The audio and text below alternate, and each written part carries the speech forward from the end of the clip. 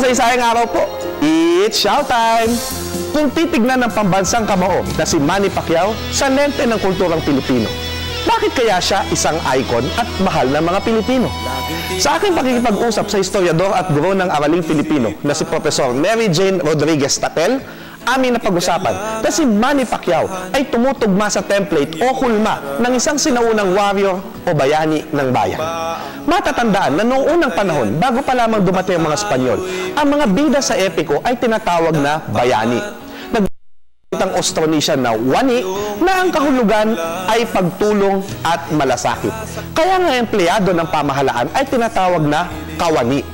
Ayon kay Sir Salazar na inipon ang iba't ibang kahulugan ng bayani sa iba't ibang wika sa buong bansa, nakabatay ang kanyang kilos sa ugaling bayan, kung saan mas pinahahalagahan ang pagpapakita ng kababaang loob at ang pagiging katulad lamang ng ibang kasama.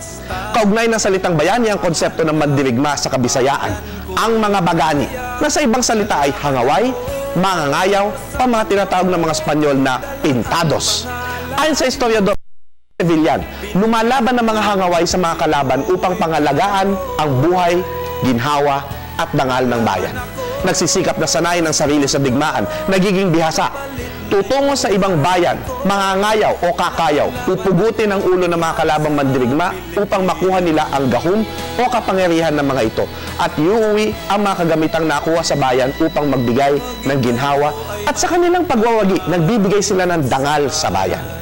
Kung titignan ng mga mandirigmang ito, mayroon din silang aspektong spiritual. Mayroon silang mga anting-anting at naniniwala silang ang kanilang kapangyarihan ay nagbumula na nasa kanilang kalooban. Maging ang kanilang mga tattoo ay anting-anting. Ang mga maestro ng eskrima sa Cebu ay kilala rin bilang manggagamot at espiritual na mga tao. Ayon kay Villan, kung titignan ng mga ginagawa ng mga overseas Filipino workers, ganun din.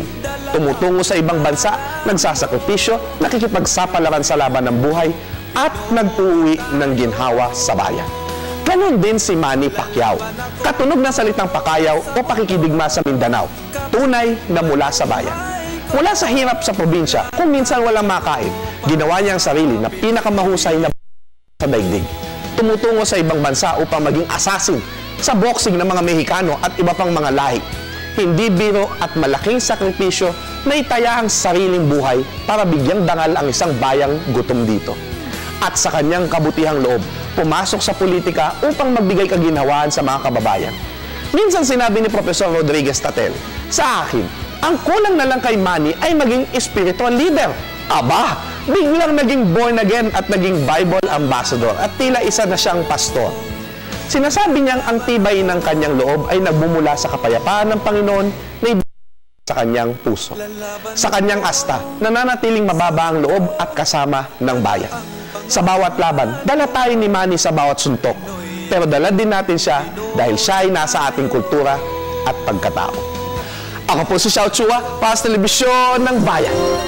And that was Showtime.